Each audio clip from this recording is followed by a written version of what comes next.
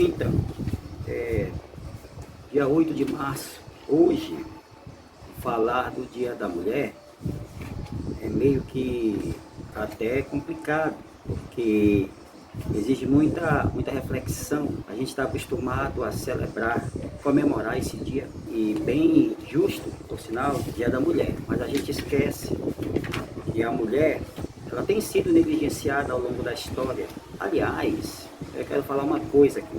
A historiografia do século XIX e até do século XX, né, pelo menos até a primeira metade do século XX, tem negligenciado o papel das mulheres na história.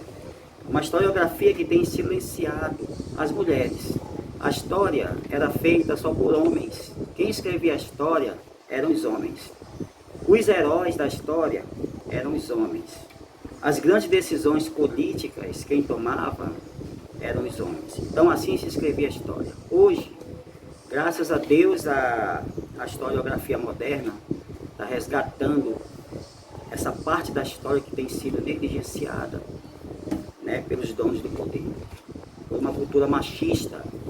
E hoje a gente, quando mergulha nessa parte da história que escondeu durante muitos séculos o papel relevante, transformador e dinâmico das mulheres, a gente percebe hoje que falar do Dia das Mulheres não é só comemorar, né, lembrar, isso é muito bom, como eu disse, mas a gente para refletir historicamente que essas mulheres, essas guerreiras, elas fizeram a história também, né?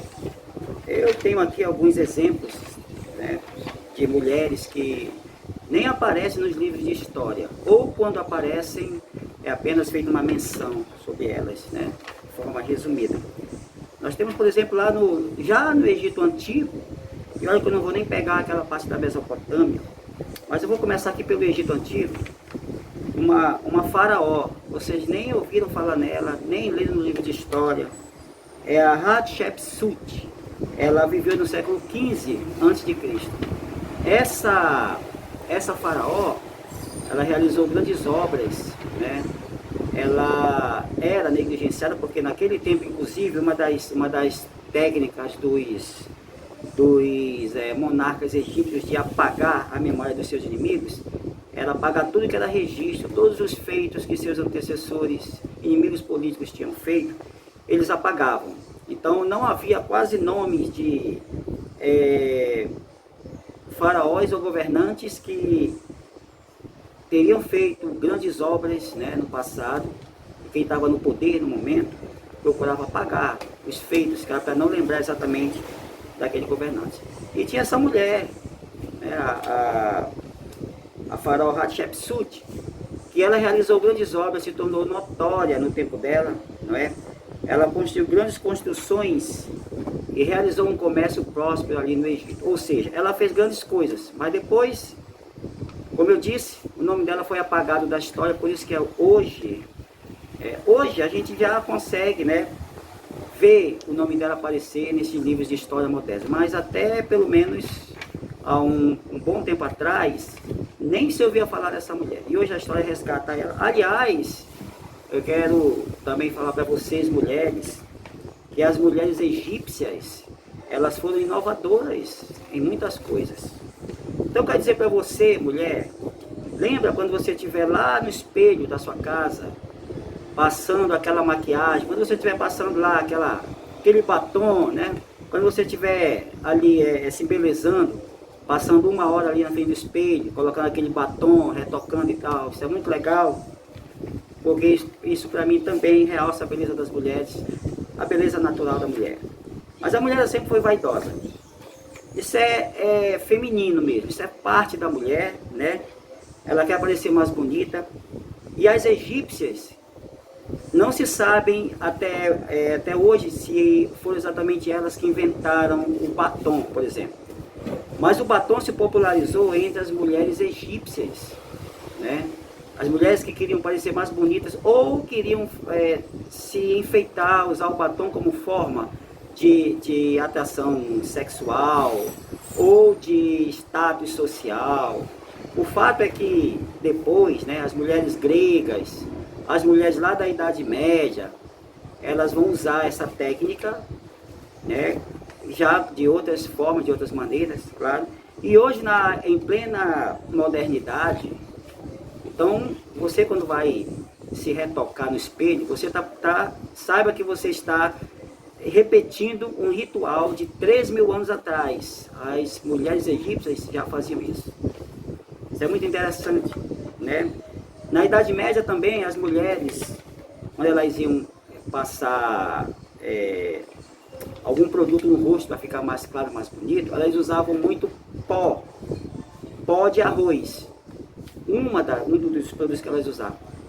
Por isso, quando você vê naquelas gravuras antigas, né, você vê aquelas mulheres lá da Idade Média, com o rosto muito branco, até entrando, acredite se quiser, século XIX, início do século XIX, mulheres com pinta, com uma manchinha preta no rosto. Você pensava que era um sinal, não, aquilo era proposital mesmo, que era sinônimo de beleza, era status na época. O rosto branco, parecendo pálida, mas era status, era beleza na época, né?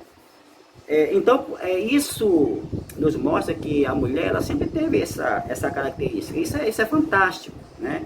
Mulheres sempre procurando se cuidar na história, mulheres que tomavam decisões políticas, guerreiras, como a faraó egípcia que eu citei.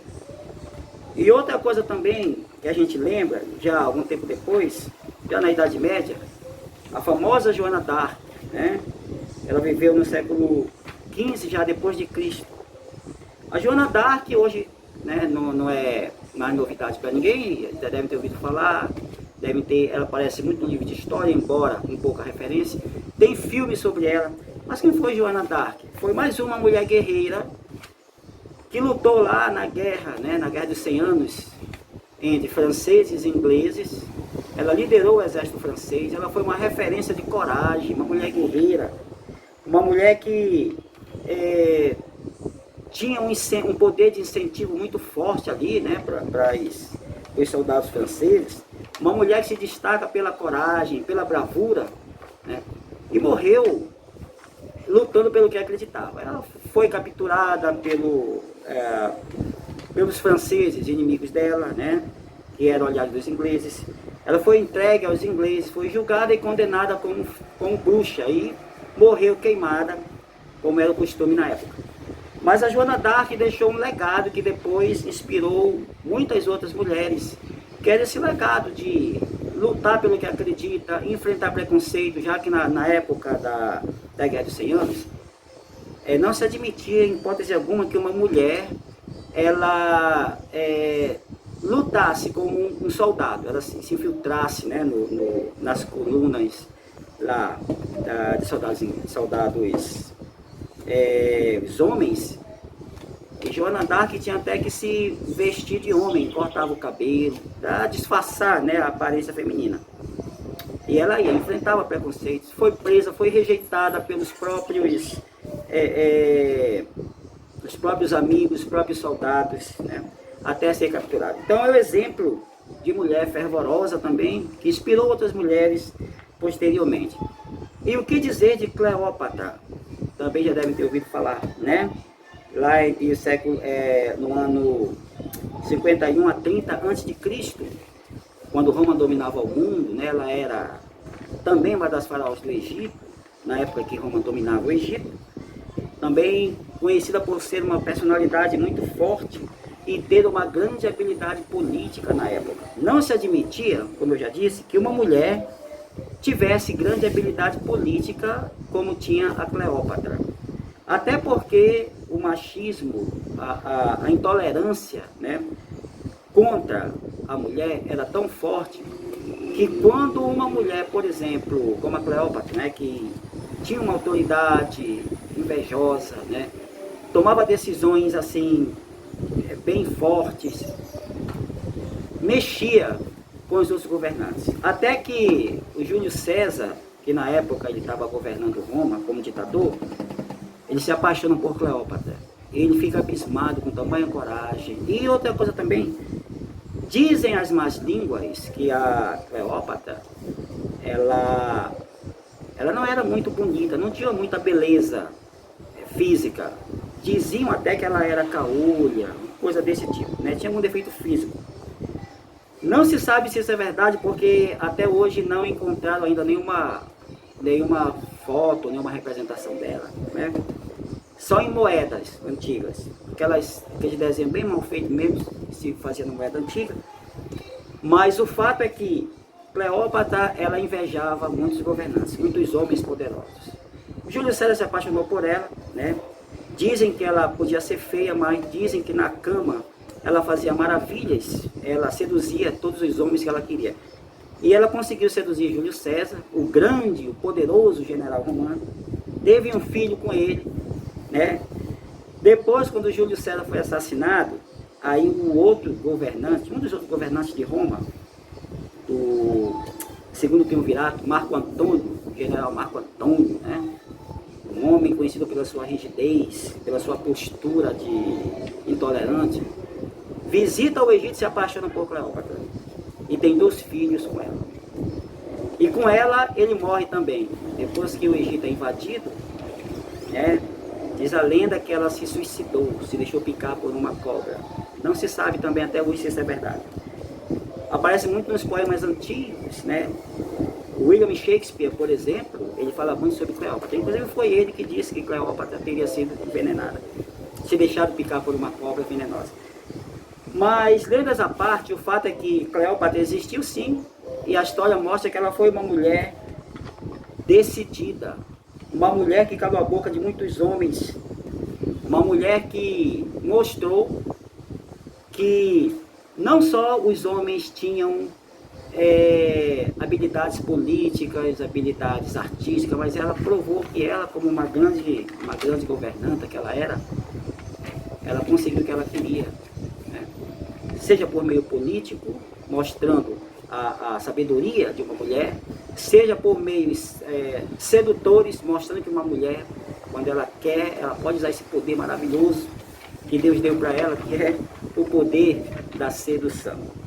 E aí a gente já pula, né, para do século XX, e a gente lembra aqui a Marie Curie, né?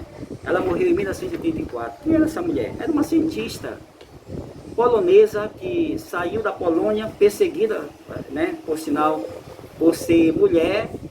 Ela se dedicou ao estudo da ciência, né? Ela se formou na França, defendeu o doutorado dela e se tornou uma referência no estudo sobre a radiação. E até hoje ela é uma referência.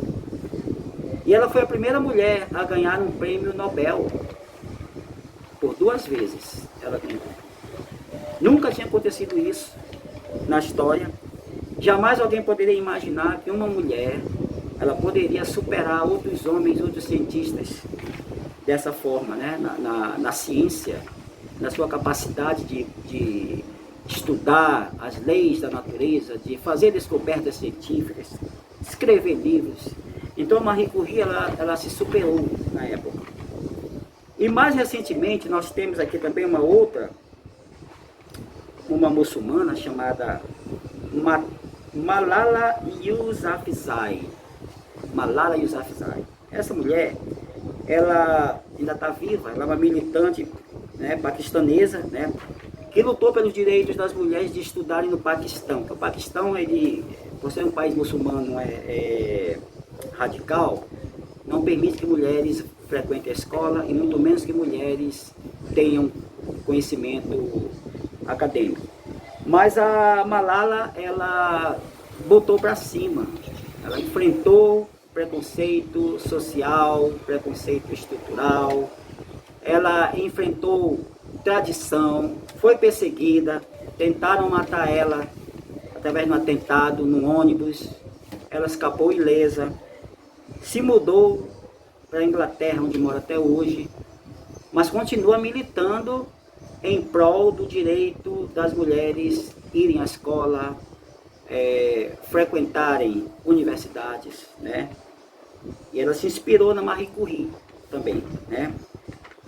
E trazendo para cá, para o Brasil, nós podemos falar também da Maria da Penha, né? Tem até a Lei Maria da Penha. Isso aí todas as mulheres eu acho que conhecem. Ela escreveu um livro, eu não vou contar aqui a história da Maria da Penha, porque vai tomar muito tempo e as mulheres, eu acredito, devem saber alguma coisa. Quem foi a Maria da Penha?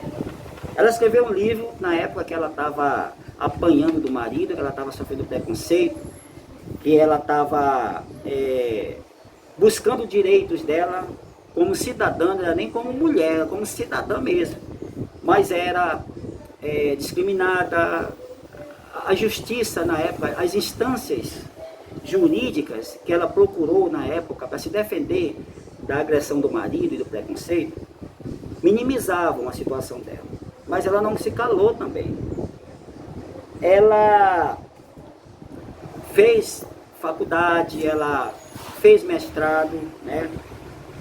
E depois de muitas reviravoltas, né, na justiça, ela ficou famosa como uma mulher decidida também, que denunciava, né, os maus tratos que as mulheres passavam em casa, por conta de violência dos maridos e de outros homens também. Por isso que transformou, né, hoje na Lei Maria da Penha. Então, é um exemplo também de mulher que estava determinada, enfrentou até a morte também, né, perseguição, certo? Isso me lembra, vendo essas histórias, é claro que eu pulei muitas aqui, se eu fosse citar várias mulheres, outras que fizeram história, eu não ia acabar, porque é muita. Estou citando apenas algumas para a gente refletir, né? Como diz a música daquela cantora, Amelinha, né? Que é aquela música, mulher nova, bonita e carinhosa, faz o homem sofrer sem sentir dor. Ela tem uma das frases assim bem lindas, e todas as frases, todas as letras, né?